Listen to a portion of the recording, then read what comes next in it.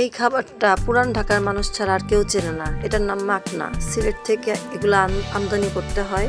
এগুলো পানির নিচে জন্মে এবং এটার ভিতরে দানা আছে। দানার ভিতরে যে সাদা অংশ সেটা খেতে হয়। আসসালামু আলাইকুম, আমন্ত্রণ জানাচ্ছি রুবিস হবিতে। পুরান ঢাকার খাবার সম্পর্কে আপনাদের কিছু বলতে আসছি। এখানে ডাল রুটি বলে আর পুলি পিঠা, প্রতিটা 10 টাকা করে। এখানে বিখ্যাত এই খাবারগুলো সবাই খায়, আমরাও ছোটোবেলা খেতাম। এখন অবশ্য পুরান ঢাকায় কম যাওয়া হয়। আর পনির সবারই পছন্দের একটা খাবার, পুরান ঢাকাইয়াদের আরও বেশি পছন্দের খাবার। ঢাকাইয়াদের কী কী খাবার পছন্দ সেটাই আপনাদের আজকে তুলে ধরা হয়েছে। নেহারি, হালিম দিয়ে রুটি, চা, পরোটা, বাঘরখানি রুটি, আল রাজ্জাকের মিষ্টি, আল নাসরের মিষ্টি, সুলতান ডাইনের কাচ্চি, অনেক অনেক প্রিয় খাবার এখানে পাওয়া যায়। পুরান ঢাকায় আসলে আপনি খাবারের অভাব নাই। নাজিরা বাজারের হাজির বিরিয়ানি, ওয়ারিতে চুই গোস্ত, সিরাজি চুই গোস্ত হোটেল, এখানে কাচ্চি ভাইয়ের দোকানও আছে, শোরুমও আছে ওয়ারিতে।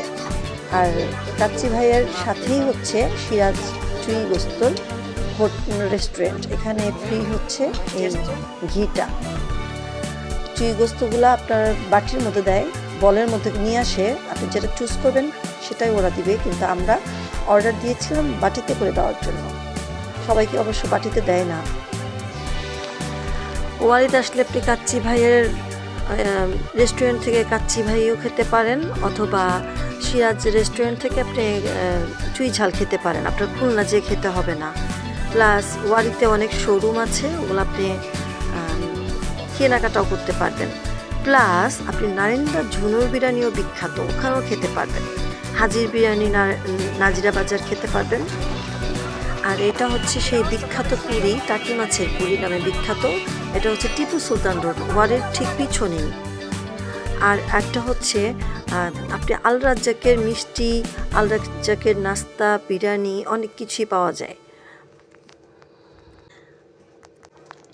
আর লাস্টে দেখাচ্ছি আমি ইলিশ মাছের ঝোল, সাথে বেগুন দিয়ে এবং ডালের বড়া দিয়ে। ডালগুলো ফার্স্টে বেটে নিয়েছি, তারপর ফেটে নিয়েছি লবণ দিয়ে, তারপর ভেজে তরকারির মধ্যে ঝোলের মধ্যে ডুবিয়ে দিয়েছি।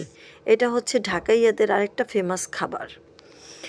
আরেকটা খাবার হচ্ছে নুইনা শাক দিয়ে মাংস।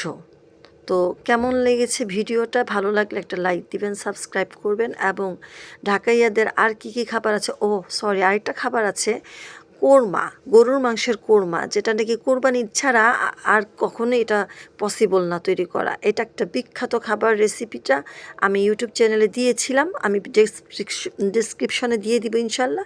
Good bye, tata, take care, আসসালামু আলাইকুম রহমতুল্লাহি বারাকাতুহু।